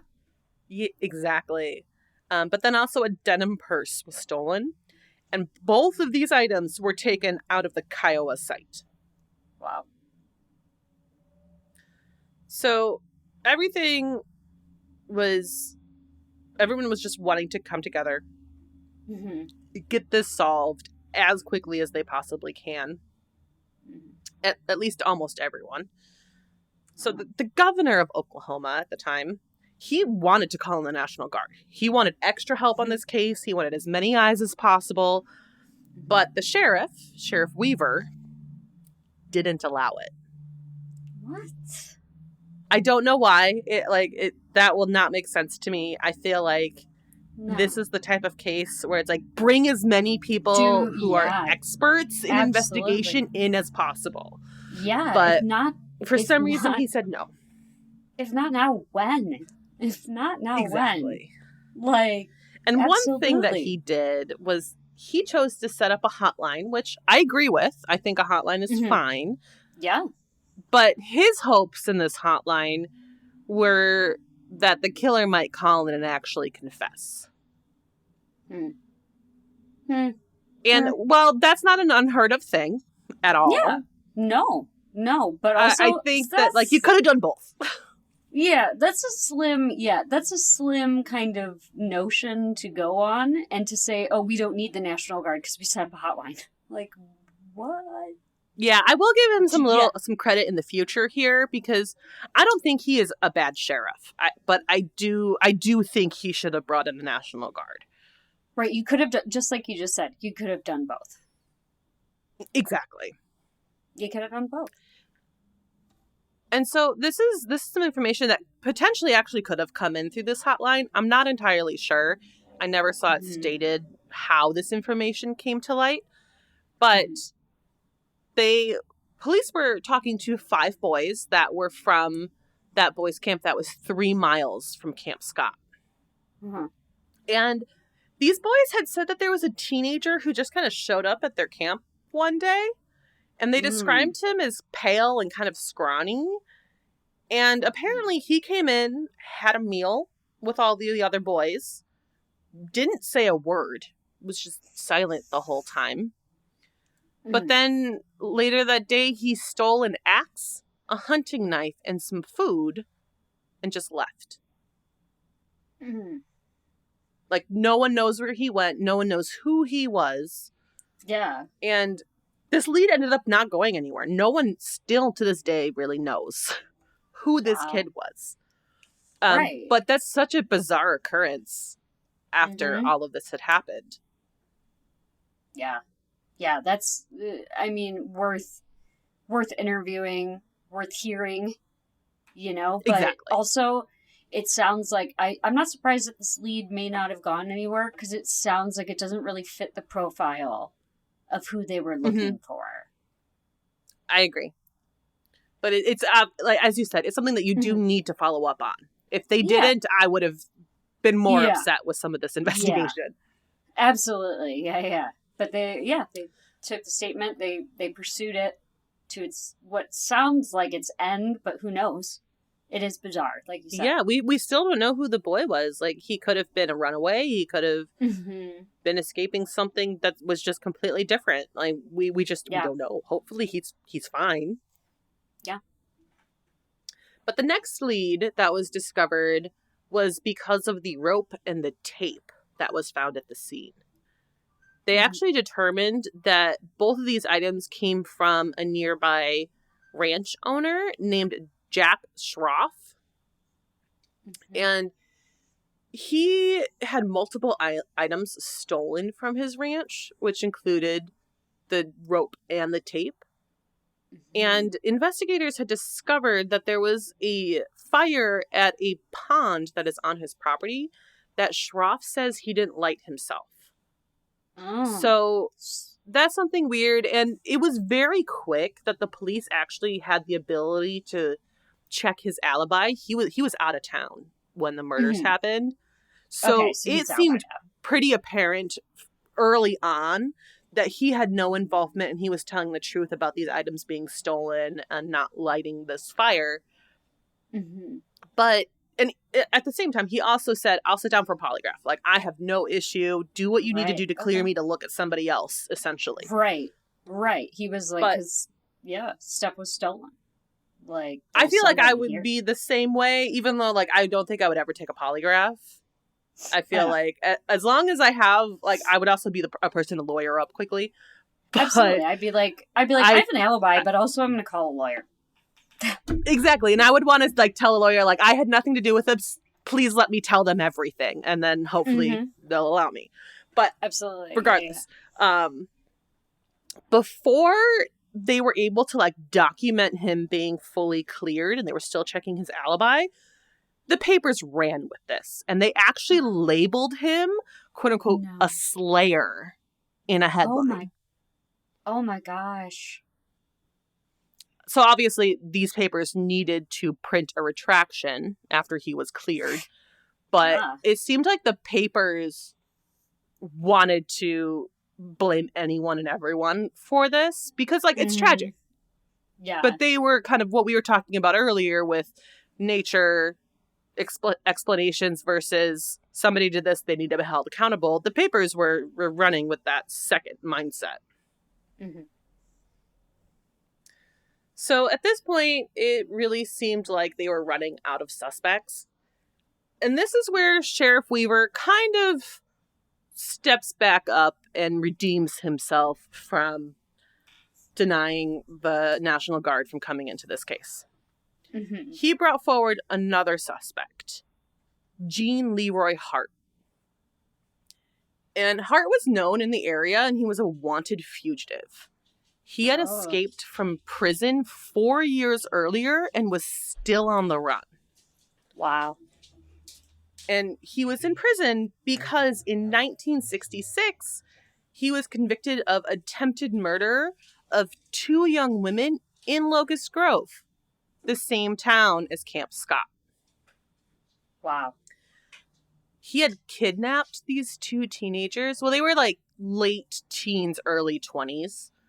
But it was 2 young women who were pregnant, and he kidnapped both of them, raped and sodomized them. Then he took them to another location where he tied them up and placed duct tape on their nose and mouth and literally left them to die. Wow. Like, just... Yeah. There's no words for how awful that is. Yeah. Yeah. two young pregnant women. Luckily, one of them had the ability to free herself, and then the other one. So they both did survive. And that's why they were charged. He was charged with attempted murder. Wow. But one really, really interesting part of this is that both girls wore eyeglasses. And at times, while he was driving them around after kidnapping them, he would take their eyeglasses and put them on himself. Wow. So this is Jean Leroy Hart. Okay, so he's confirmed to have another strange fixation with eyeglasses. It's weird. I don't understand it. But yeah, exactly. Like, this is the eyeglasses to me are the thing that kind of weaves this idea all together. Mm-hmm. So for this crime, Hart was sentenced to 10 years, but he only served 2 years and 4 months before he was paroled. Come on, guys. We're paroling people who kidnap young pregnant women? Yeah. It's so confusing. And only 10 years. Yeah. 10 years. I would say 10 years. This comes to the argument of, like, I don't think attempted murder should have a different sentence than murder. If you're trying to murder them, you just didn't succeed, but you had the same end goal. Like, why do they get less time for attempted murder versus murder? But that's a whole nother conversation I can go on a rant about. Oh, absolutely, yeah. We could both jump up on our soapboxes and talk about that. I brought that up to my parents recently, and they never kind of thought of that. I went off on my parents. And they just sat silent listening to me. Well, I would expect, like, again, maybe this is just 2023 mindset, but I would expect at least 10 years per person that you kidnap. Yeah. You should be. Well, it's attempted murder, kidnap, and rape. Rape, yes. It should be at least 3 separate charges. Yeah. Really 6 because it's 3 for each. Yeah. So yeah, that he got paroled. But let's go into a little bit of his life before he was a criminal. He grew up in Locust Grove. His birthday is actually the day before mine, November 27th. But he was born in 1943. I'm happy to say I was born many years after that. Yes, we're both extremely youthful. Yes. But when he was a teenager, he was kind of considered a local football hero. Mm-hmm. And he was of Cherokee descent. And he grew up with his mom. And his dad just really wasn't in his life. From the few things that I've read, because it was kind of hard to find some things on his early life. But it seemed like he had a good relationship with his mom. Since he was a local football star, he actually received a scholarship to play football in college. But he ended up turning it down. And he eventually got married and had a son. Huh. And then he chose to pick up 2 pregnant women and essentially, in my opinion, torture them and leave them for dead. Yeah, absolutely. Absolutely. Wow. It's insane. So, after Hart was paroled, he chose not to end his criminal career. He started to now rob homes. Mm-hmm. And then, within 24 hours, he robbed 3 homes. The last of which just happened to be the home of a cop. I don't know if he knew this. It happened to be, I think. Mm-hmm. Sounds like it. But he got caught for this one. And the other 2 home robberies actually weren't even reported. They found evidence of these robberies in his car. And that's how it came forward that he robbed these other 2 homes. Wow. So this goes to trial because he obviously violated parole by committing more crimes, in addition to committing the 3 robberies. And this time, he was sentenced to, I believe it was specifically 308, but over 300 years of time. That sounds about right. Yeah, that I think there are a few That's articles that kind of said like the judge looked at his previous crimes, and yeah. since he was committing more as a parolee, he just gave Yeah. him as much as he can because he felt like it was warranted based on his violent nature from the previous crimes. Absolutely. Absolutely agree. But now, after arriving in prison for the second time, he somehow escaped. I don't know how. Just reports that he escaped. He was Yeah. caught very quickly. It sounds like it was the same day or within a couple days that he was caught. Mm. But that didn't stop him. Mm. He escaped a second time. He Uh, sawed through the bars of his cell with a hacksaw. uh, Like, how? how? Yeah. How did he get his hands on one? And I also Yeah. feel like sawing through the bars of a cell Yeah. should be a whole lot more difficult, and a hacksaw shouldn't cut it. But Yeah. it did. I guess so. Yeah. So this was in 1973 when he escaped the second time. Mm-hmm. And these murders happened in 1977. Mm-hmm. So he was out for 4 years by the time these Mhm. murders happened. And no one knew where he was. Wow. Wow. That's Yeah. incredible. Like, It's just mind-blowing. that's incredible. He's on the run for 4 years. Like, Well, and they believed that he was in the general area yeah, exactly. this whole time. They don't think he left this general space around the camp and where he grew up. Right. But then let's go back a little bit to this specific investigation.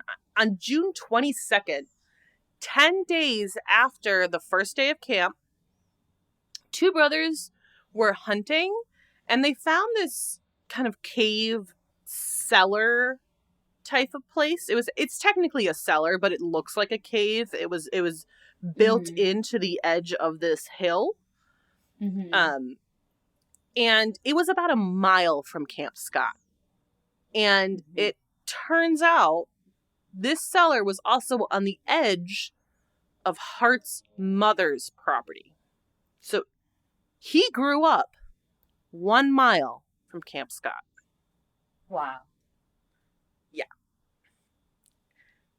And these brothers went in to this little cellar and they saw a couple things that they thought was weird. So they immediately called the police and didn't really touch anything else. Let the police do an investigation.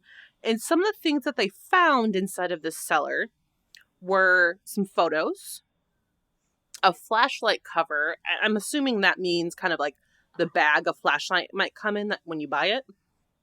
Mm-hmm. Or some eyeglasses, and a newspaper. So as we talked about earlier... Yeah. Good. I was going to say, so this is very much connected to this case. Like, there's no way this isn't the area where the killer is. Yeah. And, like, there's only really technically one thing that officially ties this cave or this cellar to the camp. And it is that newspaper, very specifically. Because they were able to figure out that the piece that was in that flashlight that they found at the murder scene came from that paper in that cellar. Same paper, same date, one page was missing. Okay. Yep. Wow. But now the thing is, yes, it's on Hart's mother's property, but does this then tie Hart to this essentially abandoned cellar? Right. So there's a lot of things that, like, things kind of piece together, but they kind of don't. There needs to be more in the middle there. Right. You need more. So one of those things that adds that little bit more is the photos that were found in this cellar. Mm-hmm. They were determined to have been wedding photos that were taken by a guard at one of the prisons that Hart was doing time in. So this guard worked as a wedding photographer on the side. And he would then bring in the film and have the prisoners develop the photos in the prison darkroom. Wow. And it looks like Hart either made copies or stole some of the photos. And that's what was found in that cellar. Wow. Such like a very interesting, super random tie-in to put him in that space. Yeah. Yeah. And imagine being that guard and being like, I know those photos. I know exactly. Imagine being that couple that got married. Oh, like God. learning that your photos were stolen by this criminal who did these truly terrible things. Yeah. But then there was another cave that was kind of nearby, and there was some graffitis on the inside walls of this cave that wrote, "The killer was here. Bye bye, fools. 77-6-17." Wow. So that's just weird. It is weird. I thought that this, like, seeing this, like, I thought that it was like a big old rumor that happened, but no, this is real. They really found this graffiti. I saw some reports of this. I kind of thought it was a rumor too, but during my research, I saw it said a few times. Yep. So I chose to leave it in here. Yeah. I've also heard a few people talk about the way that 77-6-17 is written, because most people assume it's a date as June 17th, 1977. But a lot of people say, oh, this is the European way of writing a date. In my experience, it would be 17-6-77. Yeah. Because I think it's the day, the month, and then the year. So it would I don't know. Maybe there's other areas of the world that write it this way. I don't know. Yeah. But I think that's an interesting call out. It is interesting. It is interesting because it's not technically the European way of writing the date. Exactly. I'm pretty sure it's date, month, year. Yeah. It seems like somebody was maybe trying for that and then messed it up. Someone said military in some of the comments I've seen. I don't know that. I have absolutely no idea how military dates are written and if they're written differently. So if somebody knows, let us know, because that it would be interesting to me. But another thing that's interesting about it is these girls weren't murdered on June 17th. They were murdered on June 12th, early morning of the 13th. But then there's the thought, like, maybe whoever wrote this as the killer was in that cave on the 17th, so they put that day's date. Yeah. Yeah. So we don't know. It's just that's what I would that's what I would assume. Honestly. That's my assumption as well. Yeah. There's no other reason that I can understand why a different date would have been written unless they confused the dates, which I don't know what's going through this guy's head. I don't know. Yeah, exactly. Anything could be. We don't know. Yeah. But eventually, 10 months later, Hart was finally caught. So this lead came in, I believe, on the tip line. I'm not entirely sure, but I believe it was through the tip line. And the tip said that it was a Cherokee medicine man that was basically allowing him to stay at his cabin. But that this Cherokee medicine man, he was not named, but that he recently had a brother who died. Very interesting, kind of bizarrely worded tip. But what the police did is they started going through obituaries and they found one. Wow.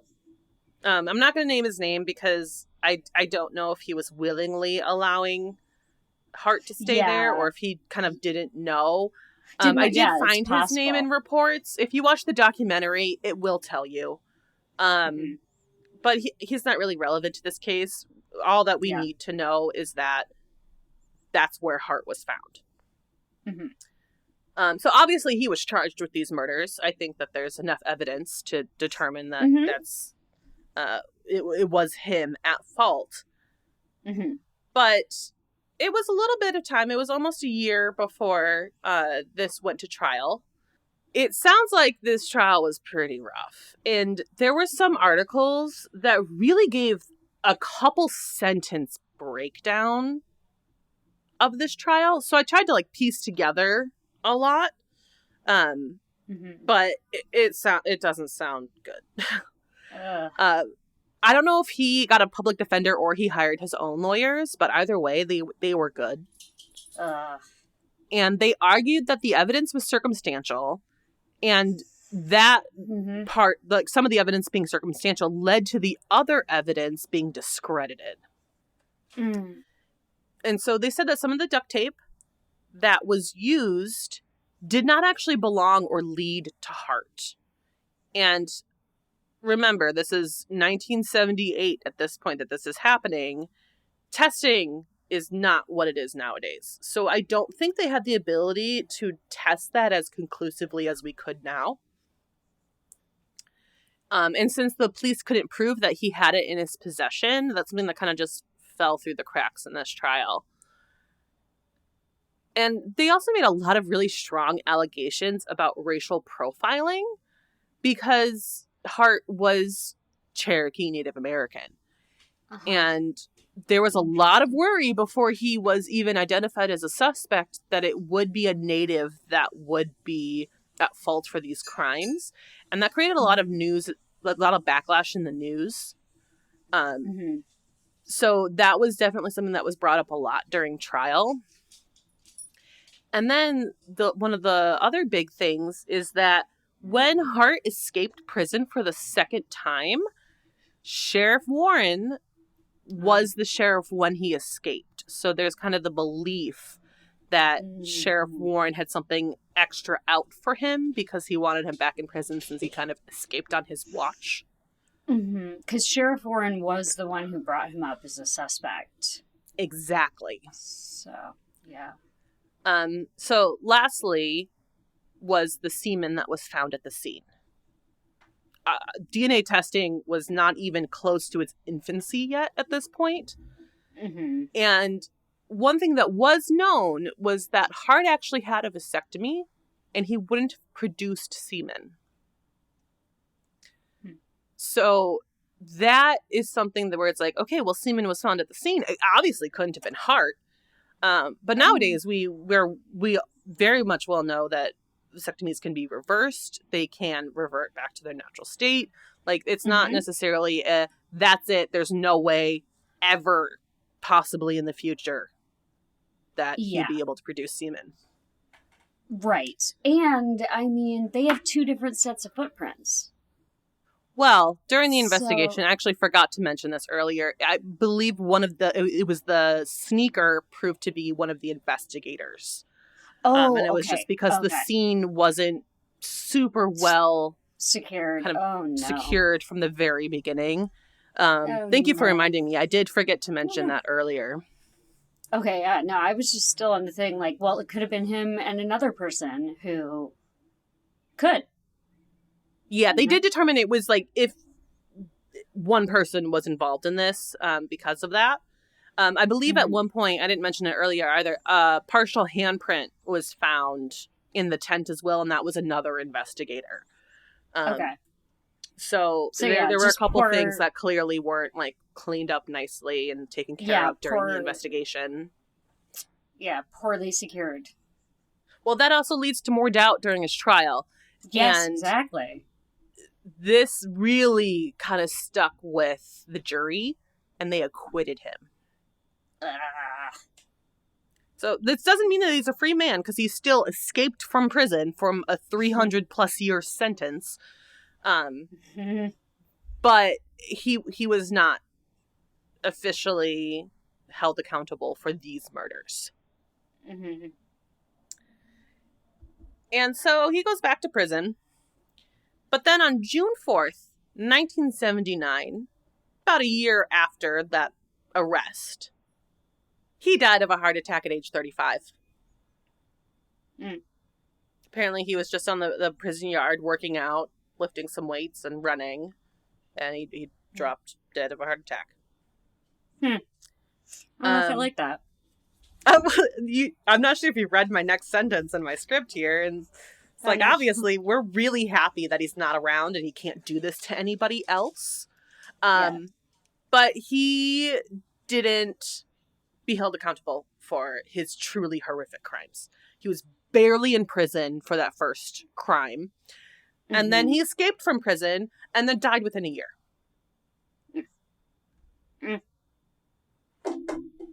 I hate that. Yeah. So that, like, I knew that you would have the same view as me, where it's just like, we wish that he was properly held accountable for the terrible things that he did.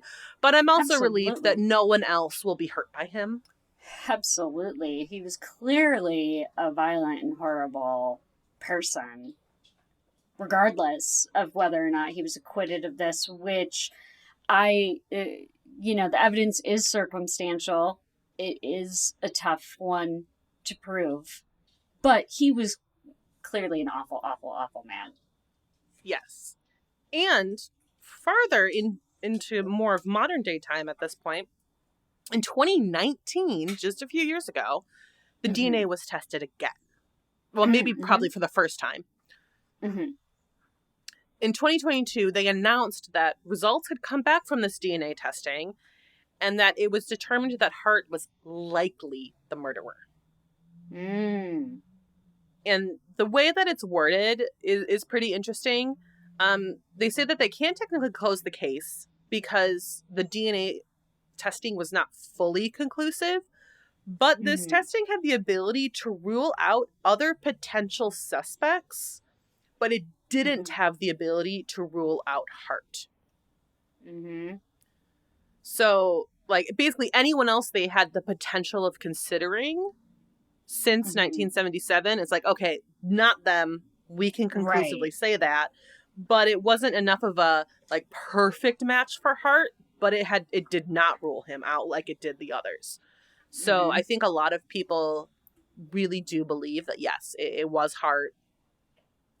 But they can't close the case because it's not conclusive. Yeah.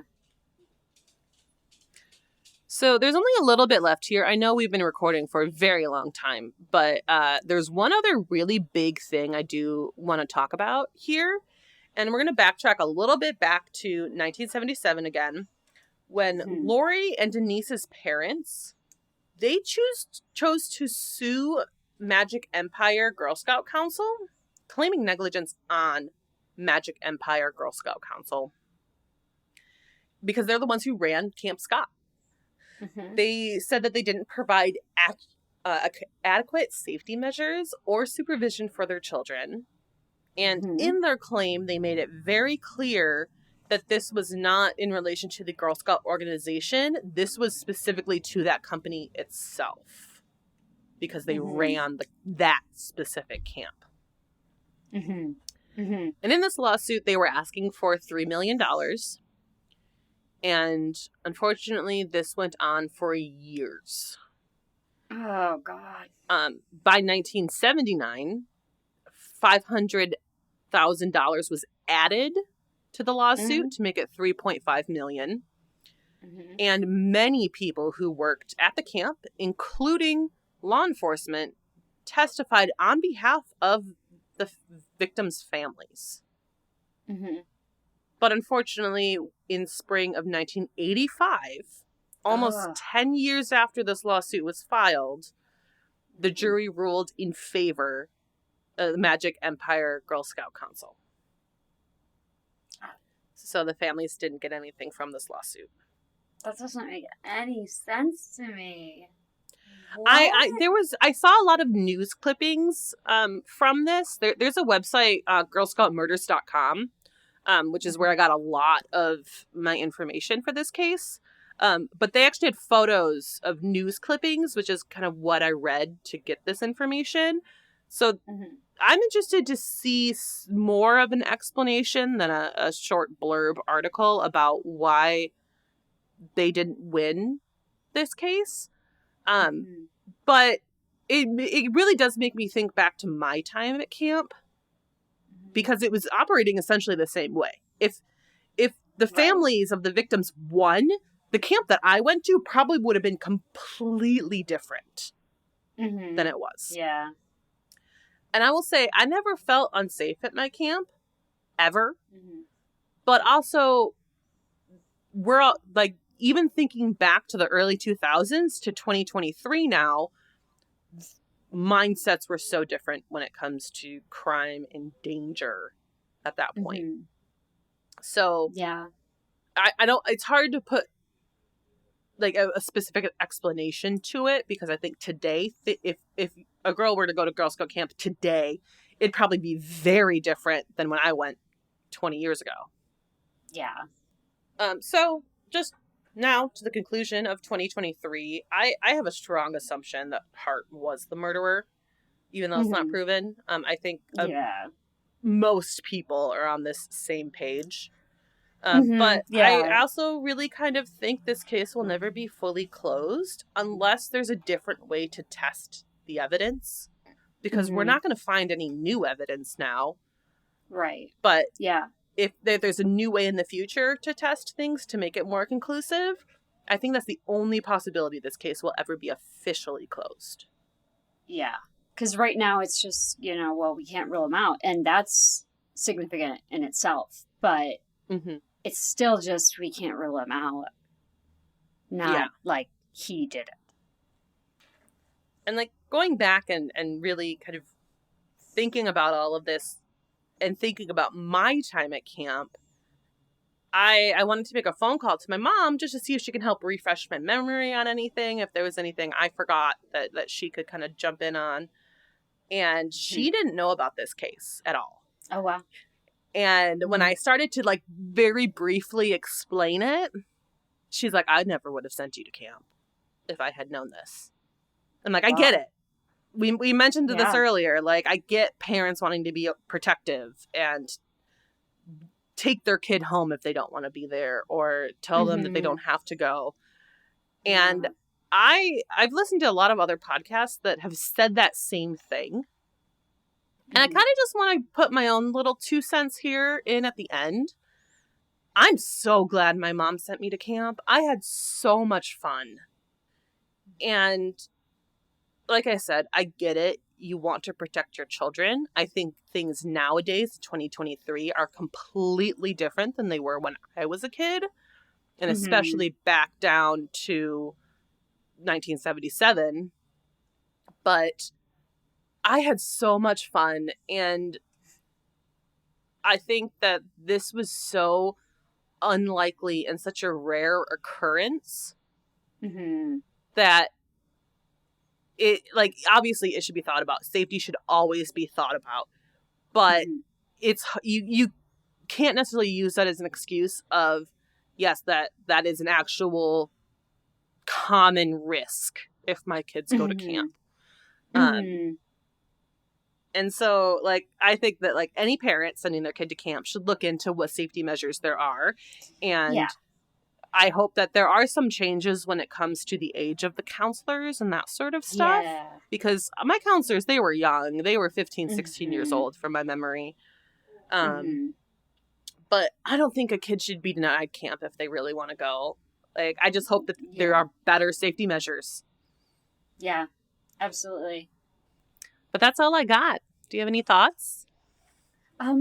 Just that I think you're right. It's not something that you could say, oh, this is a common occurrence. I should bar my child from this kind of experience. And, I'm glad because, like I said, I came from a household where scouting was very much in the forefront, and my brother did very much camp a lot. But also, it was always in the company of an adult. So I just think that you're right, that no matter what, you should just check out what kind of safety measures a camp has and, just factor that into your decision. And also factor into your decision whether or not your child wants to go to this camp. Yeah, and that's a big thing, too. I never was that kid where it's like I got super homesick from my parents. I'm very, very close with my parents, but I think I always understood that I'm always going to go back home to them. Yeah. Like, this was temporary being separated. So it never bothered me not being home. Like, me going to camp, I'm pretty sure was the longest time I'd ever been away from my parents until that point. But I always said, like, okay, and my camp was only a week, too. But I'm like, in a week, I'm going to be back home in my own bed with my parents. Right. Like, fine. Mm-hmm. Yeah. But I understand there are kids who are not like that. I feel like I'm a little more on the rare end of that mindset than a lot of other kids. No, I was very much like, take me home. Yeah, I was not at all. I was not a camper. I just knew I'd always end up back home. In the end of it, like, I'm going back home to my parents. It just... Right. Gonna be a week. It seems, yeah, it just seems like natural. Like, of course I'll go home to my parents. But it's so heartbreaking that, like, these little girls did not go home. And Denise wanting to so bad. Not even wanting to get on that bus. So tragic. Like, I can't imagine what her mother went through and being dragged through this huge lawsuit for almost a decade that comes to nothing. Like, that's not right. It's not right.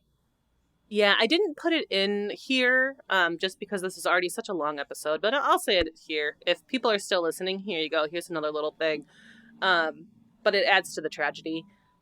Unfortunately, within the same year of Denise's murder, her father died of a heart attack. So that God. poor mother lost 2 people in her life. And I can't remember if she had a sibling as well, but I feel like she did. I think she had a brother who was 5. Wow. And to just have to go on. She's interviewed in the documentary that's on Hulu, which we'll link in our notes. And you feel for her. You really do. Yeah. Her and Lori Farmer's parents were interviewed for the documentary. Ugh. These poor people. But that is all that we have for today. Thank you for listening. If you've gotten into this like 2-hour plus mark, thank you. I really appreciate it. So thank you for listening to Have You Heard About This Case? If you liked this episode, please leave us a review on Apple Podcasts. That'll help some other people find it.